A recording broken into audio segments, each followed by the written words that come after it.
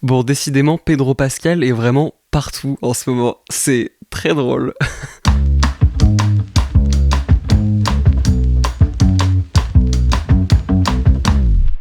Bonjour, bonsoir, bon après-midi, j'espère que ça va bien. Bienvenue sur ma chaîne YouTube où on parle de pop culture dans un format podcast discussion comme ce que vous êtes en train de regarder maintenant. C'est chill, vous pouvez faire autre chose en même temps. Aujourd'hui, on parle des 4 Fantastiques. Les 4 Fantastiques, premier pas, c'est le titre exactement. À l'origine, j'avais pas vraiment prévu de faire une vidéo sur ce film, mais après Superman, j'étais un peu sur une lancée et encore une fois, pendant le mois de juillet, on a un autre énorme film qui sort en salle. Décidément, là le mois de juillet il est assez rempli niveau sortie, d'autant que ce film m'intriguait pas mal, déjà parce que toutes les adaptations qu'on a eues des 4 Fantastiques au cinéma ont tous été plus ou moins catastrophiques. Déjà on a le très vieux téléfilm, je sais pas s'il y a des gens qui savent que ça existe, mais sachez que ça existe. Et peut-être qu'un jour je regarderai ça, mais pour l'instant j'en ai pas trop envie. Ensuite, il y a eu les 2 films qui sont sortis dans les années 2000. En vrai, j'ai de la nostalgie pour ces 2 films, mais c'est objectivement un peu mauvais. Le deuxième, il y a des trucs bien dedans, notamment avec le surfeur d'argent, mais globalement, voilà, c'est un peu des nanars, quoi. Et ensuite, on a eu Fant4stic en 2015, qui est sorti donc il y a 10 ans, qui lui aussi était une énorme catastrophe. Ce film est devenu un mème, notamment la scène de fin. Wait, say that again? It's fantastic.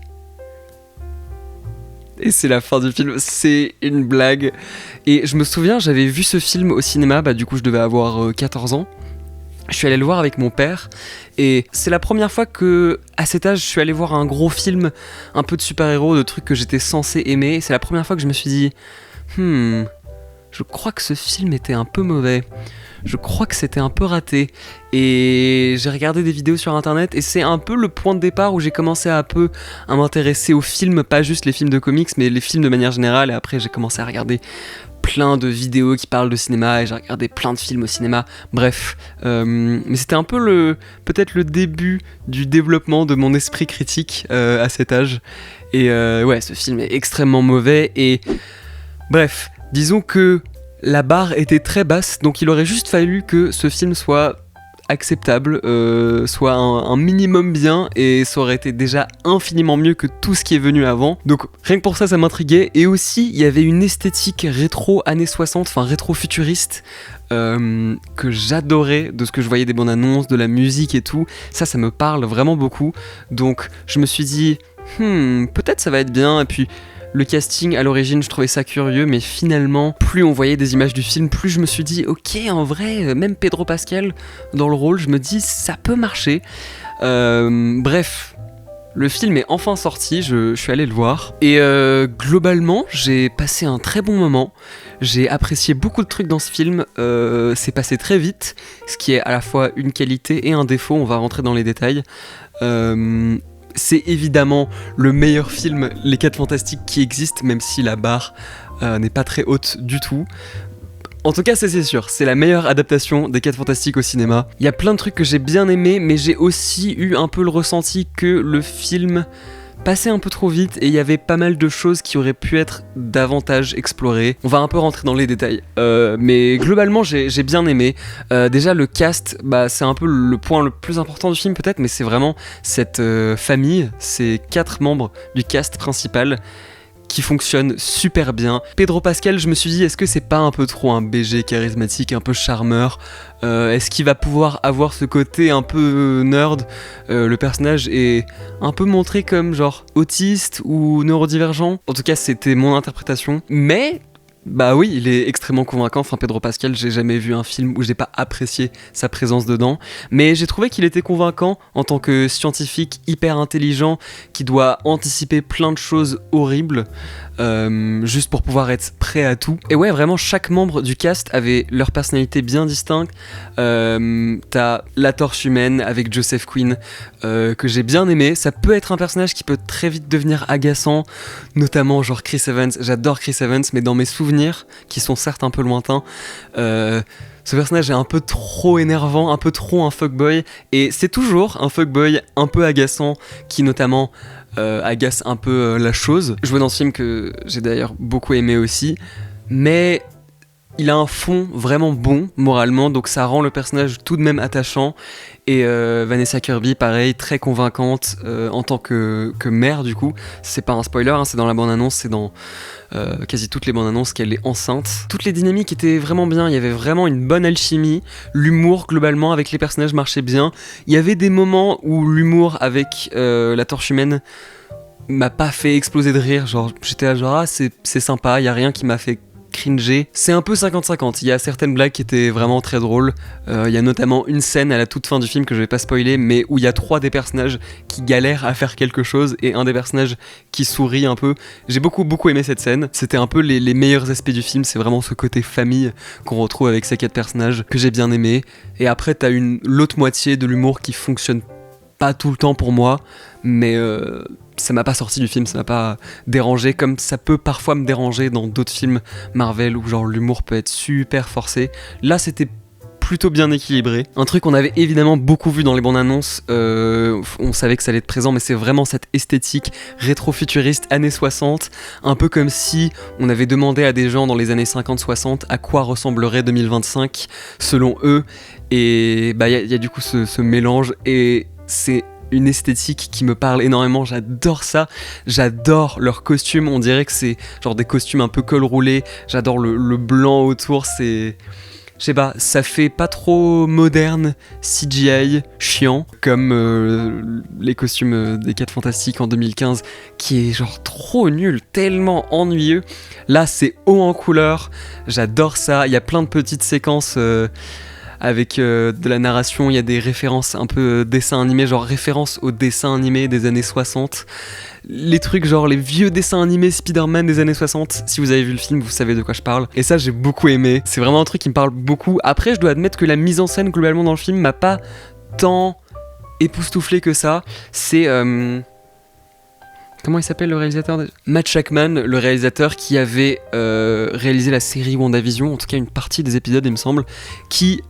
aussi à ce côté un peu rétro avec cette esthétique de vieille sitcom qui est utilisée, et donc c'est pas si surprenant. Toute cette partie esthétique du film j'ai adoré, mais il y a aussi des moments c'est un petit peu gris, notamment à la fin quand ils sont dans la ville, ça devient un petit peu plus typique MCU. Dès qu'ils vont dans l'espace, ça marche très très bien, et on a ce côté complètement science-fiction barré, assumé à 100%, que j'ai beaucoup aimé.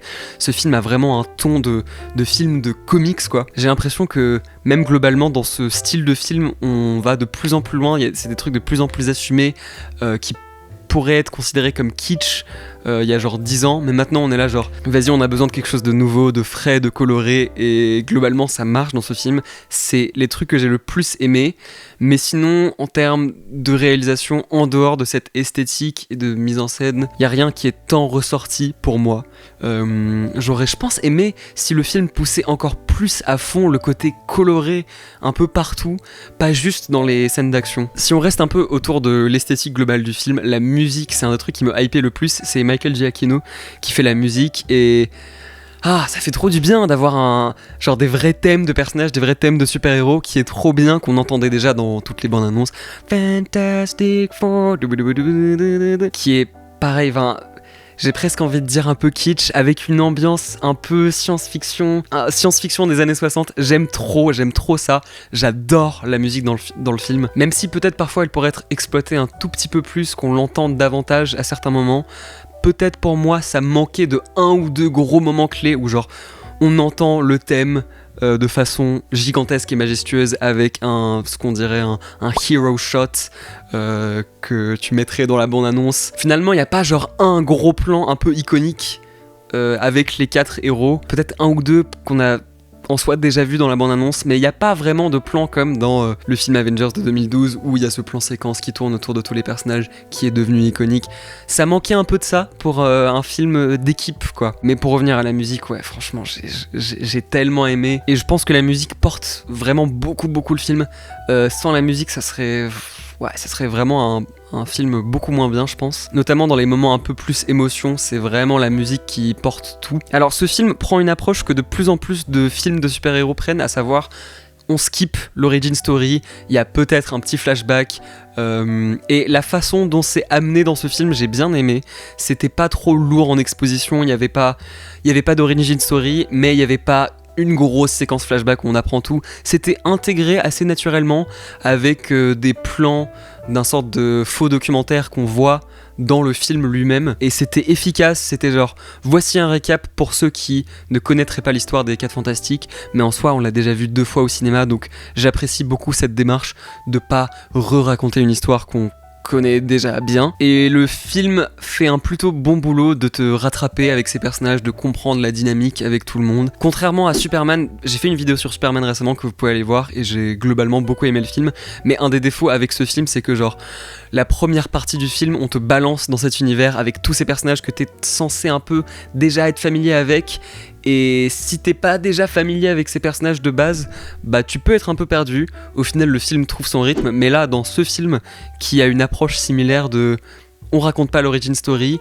je trouve que c'est un peu mieux amené, et la première moitié du film était super efficace, j'ai beaucoup aimé. Après, plus on avance dans le film, j'ai l'impression que le film aborde vaguement plein de thématiques qui pourraient être intéressantes, notamment autour de Reed et Sue qui vont devenir parents, et la tension qu'il peut y avoir entre ces 2 personnages, et même la tension qu'il pourrait y avoir entre Reed et Johnny, la torche humaine. Enfin, il y a clairement plein de trucs établis et plein de moments intéressants, notamment une scène avec Reed et Sue qui, sans en révéler, ils ont voilà, un petit conflit entre eux, un petit moment où ils se disputent, et j'ai bien aimé. Mais c'était un peu trop de surface, et ça rejoint un peu mon défaut globalement avec ce film. Les personnages sont très attachants, en soi j'ai passé un excellent moment, franchement. C'est passé très vite, c'était très divertissant, mais je pense que j'ai pas assez ressenti vraiment l'impact émotionnel fort que le film voulait transmettre, je pense. Enfin, dans l'idée, c'est cool d'avoir un film de super-héros qui ne dure pas 2h35. C'est cool d'avoir des films qui ont pas trop, qui sont pas trop prétentieux, genre ok, on raconte notre histoire, c'est efficace, et bam, 2 heures c'est bien, plus de 2 heures c'est quand même suffisamment long, mais juste en dessous de 2 heures là, je me suis dit, ah, j'aurais bien aimé avoir 10-15 minutes de plus, ou alors que le film soit structuré différemment, parce que je dois admettre, il n'y a jamais trop eu de gros moments où je me suis dit, oh putain, peut-être que vraiment les personnages principaux sont en danger. J'ai pas ressenti tant de tension que ça, même si le méchant du film, Galactus, était plutôt cool et plutôt imposant.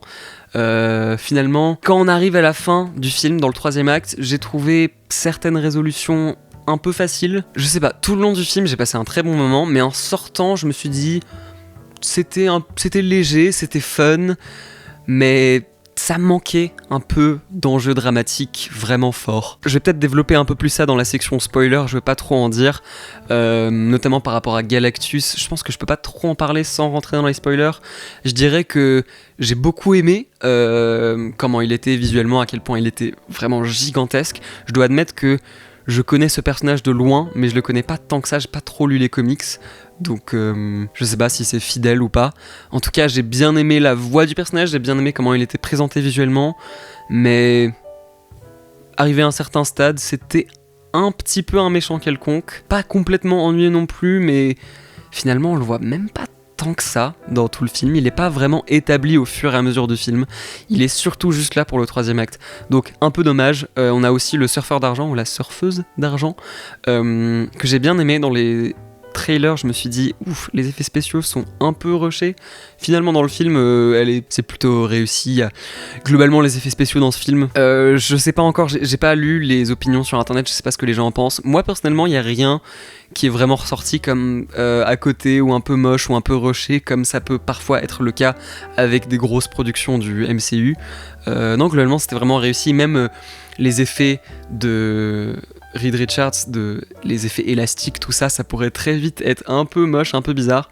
Au final ça marchait très bien dans le film, et Galactus, la surfeuse d'argent, tout ça c'était vraiment convaincant, donc ça c'était vraiment un point positif du film. Pour la surfeuse d'argent, je pense que ouais, on en parlera plus en spoiler. J'ai bien aimé le personnage, mais ça allait un peu trop vite, encore une fois. Écoutez, je pense qu'on va rentrer dans la partie spoiler du film parce que j'ai envie de faire attention, j'ai pas envie de gâcher votre expérience.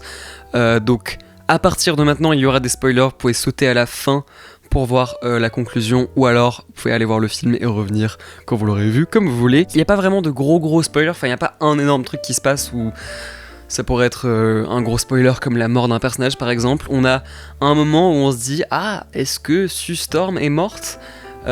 Et peut-être que c'était con de ma part, mais moi, je me suis dit « Ah, peut-être, je sais pas ». J'étais plutôt pris dans le film et je me suis dit « Ah, putain, ils ont tellement laissé le plan sur elle où on pense qu'elle va mourir que je me suis dit « Peut-être ils vont le faire ».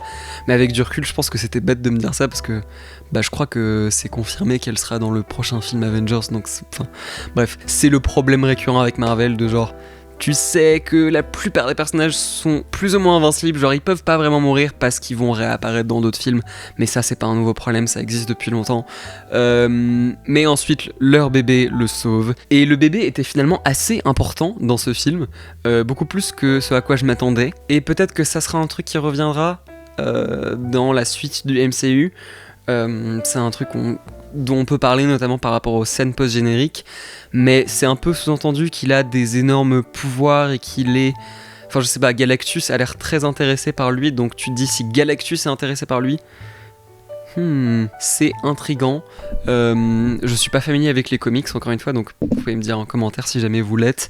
Est-ce que le fils de Reed et Sue est très important dans les comics ? Probablement. Je pense. Mais ensuite on a donc, écoutez, c'est un film Marvel, on sait qu'il va y avoir des scènes post-génériques, même si je me fais la réflexion que parfois, ça serait bien de pas avoir de scène post-générique. Vaut mieux pas de scène post-générique plutôt qu'une scène soit nulle, soit qui va aller nulle part. Bref, c'est le sujet de notre vidéo. Mais on a 2 scènes post-génériques. Alors la deuxième était super fun, encore une fois, ce côté rétro, dessin animé des années 60. Même on dirait genre les dessins animés Batman des années 60. Un peu, enfin genre pas très lisse, les mouvements des personnages un peu robotiques, le côté très très kitsch. C'était très fun. J'ai beaucoup aimé, même si c'était un peu un truc qui servait à rien. Par contre, la première scène post-générique, on va dire que c'est le truc dont les gens vont probablement plus parler avec, du coup, de ce que j'ai compris, Doctor Doom qui apparaît, même si évidemment il n'y a pas Robert Downey Jr. car ça aurait probablement coûté trop cher, donc il y a un peu ce truc de genre on le voit pas. Ça me fait un peu rire. D'ailleurs, anecdote assez rigolote, à la fin du film, il y a une dame un peu âgée qui est venue me voir et qui m'a dit « Excusez-moi monsieur, est-ce que vous savez qui était le monsieur avec la robe noire à la fin du film ?» Et j'ai dit je crois que c'est Doctor Doom, et j'ai pas trop pu expliquer. Elle a fait d'accord, je sais pas qui c'est. Écoutez, vous savez, moi je suis juste venu voir le film parce qu'il y avait Pedro Pascal dedans. Elle m'a dit ça, elle m'a dit écoutez, moi je sais pas, je connais pas tout ça, juste je voulais voir le film pour Pedro Pascal. Et peut-être que le box-office de ce film sera impacté par des gens comme ça qui veulent juste voir Pedro Pascal. Et en même temps, est-ce que j'en veux à ces gens-là ? Non, je comprends tout à fait. Mais ça m'a beaucoup fait rire, cette interaction. Mais ouais, du coup, on a Doctor Doom qui apparaît et qui va peut-être prendre leur enfant, qui s'appelle comment déjà ? Qui s'appelle Franklin. À quel point est-ce que ça sera le plot, l'histoire du prochain film Avengers qui est en production actuellement d'ailleurs ? Je sais pas. Je sais pas. Franchement, les prochains films Avengers, ils m'inquiètent un peu. De ce que j'ai lu, et c'est à prendre avec une pincée de sel, parce que je sais pas, c'est que ce que j'ai lu sur internet, mais apparemment, ils ont commencé la production du film, ils ont commencé à le tourner, mais le film a déjà été décalé de 5 mois. Bon, ok. Déjà, tu te dis... Ok, ils ont peut-être un peu mal planifié leur truc, et apparemment... ils savent pas quel va être le 3e acte du film. Après tu penses à James Gunn qui est là genre on va que commencer à tourner un film si le script est fini à 100% et il est parfait. Et après t'as Marvel qui est là genre on n'a pas de 3e acte, qu'est-ce qu'on fait ? C'est un peu absurde. Bref, j'ai un peu peur pour ces films, j'ai peur que ça soit un peu un giga bordel. Bref, on verra, mais à voir à quel point les 4 Fantastiques auront une place dans ces films. En tout cas, j'ai hâte de les revoir. Bref, et sinon pour aller un petit peu plus dans les détails concernant genre la storyline avec la chose, c'est quelque chose qui avait été pas mal exploré dans les films des années 2000 justement. Et encore une fois, ça fait longtemps que j'ai pas vu ces films, mais dans mes souvenirs, c'était quand même les points positifs de ces films, genre c'était assez émouvant, l'histoire de ce personnage qui est transformé, qui est plus du tout humain et qui peut plus retrouver sa vie d'humain, notamment avec sa femme et tout. Et c'est un peu exploré dans ce film, mais encore une fois pas tant que ça. Et c'était sympa, tu vois, c'était touchant, c'était cool de le voir quand il dit bonjour aux enfants à l'école, quand il soulève la voiture et tout. Enfin, encore une fois, les personnages dans ce film sont super attachants et la chose, c'est un géant avec un cœur en or, quoi. La caractérisation du personnage est plutôt fidèle au personnage de base. Il y a rien dans le film que j'ai trouvé vraiment mauvais, mais encore une fois, c'était juste un peu trop de surface. Et un autre truc pour moi qui était un peu bizarre, c'est, enfin, j'ai la sensation que toutes les personnes qui doivent être sauvées, je crois que c'est à New York que le film se passe, je sais pas si c'est une ville fictive ou bref, c'est pas vraiment important, mais j'ai jamais trop eu cette sensation de genre, ah, la vie des gens est vraiment en danger. Il y a jamais, en fait, les 4 Fantastiques, c'est un peu les seuls personnages développés du film, et j'ai l'impression que toutes les autres personnes, c'est un peu des NPC. Surtout quand t'arrives dans le 3e acte. Alors en soi, il y a tout le monde qui est évacué et ça permet d'éviter le problème que des films comme Man of Steel peuvent avoir, où t'as juste énormément de destruction et tu te poses des questions éthiques de genre, ok, Superman il fait quand même sacrément partie de toute cette destruction, notamment avec un méchant comme Galactus, donc ça en soi, pourquoi pas, mais bah t'as jamais vraiment de moment où les 4 Fantastiques sauvent directement des gens. T'as jamais vraiment de moment où tu vois directement l'impact que ça a dans la vie des gens. En fait, j'ai pas tellement l'impression que c'est un vrai monde. C'est un monde sympathique, coloré, j'aime bien l'esthétique. Mais genre, très vite, tout le monde se retourne contre les 4 Fantastiques. Et ok, pourquoi pas. Ça m'a pas déplu comment c'était amené, mais ensuite c'est résolu super facilement et rapidement avec Sue Storm qui sort avec son bébé et tout le monde est là genre oh quand même son bébé est mignon, et c'était juste un peu trop facile. Il y avait des choses qui arrivaient dans ce film où tu te dis il fallait juste que ces choses arrivent pour que l'histoire progresse, pour qu'on arrive à la fin du 2e acte et qu'on entre dans le 3e acte, genre il faut que les gens se retournent contre eux et qu'ensuite ils soient avec eux, et tout le truc avec Reed Richards qui installe des énormes bâtons partout sur la planète pour téléporter la planète. En soi, tu vois, c'est complètement barré, absurde, comics, ce que j'aime bien, mais enfin, je sais pas, ça fait partie des aspects du film où tu sens pas vraiment les enjeux. En fait, c'est juste tellement démesuré et c'est tellement expédié que tu sens jamais vraiment le poids des choses. Je pense que c'est le plus gros défaut de ce film, et c'est ça qui fait qu'il est pas suffisamment impactant à mon goût. Si par exemple je compare à Thunderbolts, lui pour le coup, l'esthétique globalement me parle beaucoup moins. Pour moi l'esthétique d'un film comme ça c'est tellement important. En fait si tout ton film est gris, ça me fait chier en fait. Donc je préfère vraiment la musique et l'esthétique de ce film, Les 4 Fantastiques, mais Thunderbolts était un peu plus émouvant. Et le 3e acte avait un peu plus de poids émotionnel et était un peu plus... C'était un peu plus deep comme film, si on compare des films dans le même style, c'est pour ça que je fais la comparaison. Et là, Les 4 Fantastiques, c'est un film super agréable à regarder, plein de bonnes choses, super musique, des personnages attachants quand même, donc ça c'est quand même le point central du film qui fait que le film marche. Mais un sens des conséquences pas vraiment assez important. Et je me suis dit, c'était cool, mais peut-être... on aurait besoin d'un 2e film pour développer davantage l'univers, les personnages et tout. Mais en fait, c'est peut-être un peu pas une bonne réflexion à me faire de genre c'était bien, mais il faudrait un 2e film pour que ça soit vraiment bien. Genre, en soi, ça reste un film qui dure 2 heures. Le film devrait se suffire à lui-même.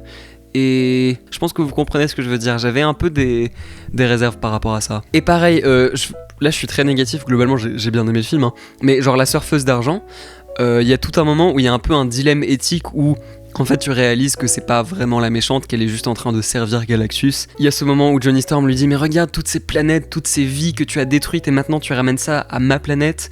J'ai bien aimé ce moment, tu vois, c'était un vrai moment de dilemme éthique. J'aime bien les méchants qui sont un peu moralement gris ou les méchants qui ont des rédemptions, mais pareil c'est relativement expédié. Le moment où elle réapparaît à la fin du film, tu dis ok ouais ça fait sens, c'est bien.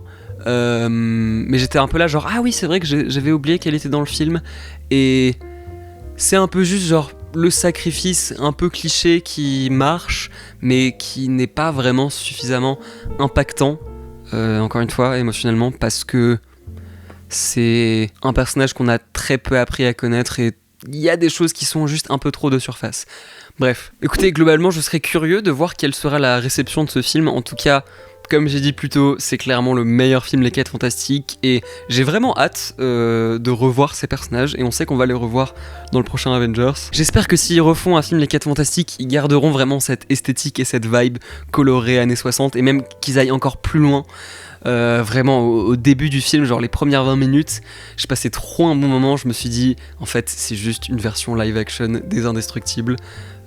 Et Les Indestructibles, c'est juste un classique.